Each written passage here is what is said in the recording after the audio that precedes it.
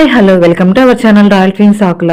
పిల్లల కోసం snack item అండి. సో స్కూల్ నుంచి రాగానే అలాగే ఎర్లీ మార్నింగ్ కూడా అడుగుతూ ఉంటారు కదా, వాళ్ళు షాప్కి వెళ్ళి కొనుక్కోకుండా ఇంట్లోనే ఈజీగా చేసుకోవచ్చు. సో నేను ప్రిపేర్ చేస్తున్న ఐటమ్ వచ్చేసి చాకోస్. ఫస్ట్ టైం మా వీడియో చూస్తున్నట్లయితే please subscribe to our channel, అలాగే లైక్ చేయండి, షేర్ చేయండి. సో ఐటెంలోకి వెళ్ళిపోదాం మనం రెసిపీలోకి. దీంట్లో నేను చేస్తున్న చాకోస్ అని చెప్పాను కదా, దీనికోసం నేను 4 టేబుల్ స్పూన్స్ రాగి పిండి తీసుకున్నానండి. దాంట్లో తెల్ల రవ్వ అంటే బొంబాయి రవ్వ వేసాను 2 టేబుల్ స్పూన్స్. అలాగే బెల్లం తీసుకున్నాను తురుములాగా చేసుకొని, లేదు పౌడర్ ఉందంటే మీరు బెల్లం పౌడర్ కూడా వేసుకోవచ్చు, లేదు అంటే కనుక షుగర్ని పౌడర్ లాగా చేసుకుని అది కూడా కలుపుకోవచ్చు అనమాట. క్వాంటిటీ అంటే మీ టేస్ట్, కొంతమంది తీపి ఎక్కువ తింటారు, కొంతమంది తక్కువ తింటారు, పిల్లలకి ఎలా ఇష్టపడితే అలా చేసుకోండి. అలాగే కోకో పౌడర్ 2 టేబుల్ స్పూన్స్ వేసాను. అలాగే కొంచెం సాల్ట్, మనం బెల్లం వేస్తున్నప్పుడు ఆ బెల్లం వాడుతున్నప్పుడు కొంచెం సాల్ట్ వేస్తే ఆ టేస్ట్ ఇంకొంచెం పెరుగుతుంది అనమాట.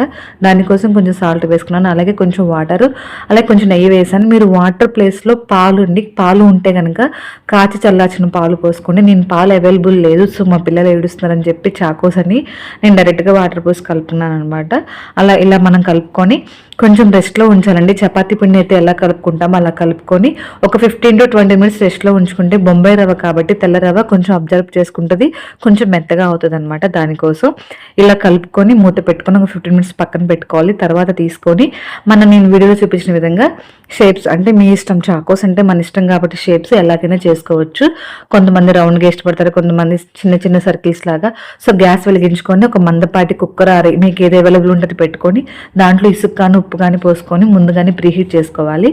ఒక ప్లేట్కి నెయ్యి రాసుకుంటే మా బుడ్డది ఇక్కడ నాకు హెల్ప్ చేస్తుంది అనమాట. చాకోస్ నేనే చేస్తానమ్మా అని చెప్పి చిన్న చిన్న ఉండలు చేసి అలా చేస్తుంది అనమాట. సో ప్రీహీట్ అయ్యాక ఒక చిన్న గిన్నె పెట్టుకొని దాని మీద ఒక ప్లేట్, నాకు 2 plates అయ్యాయండి.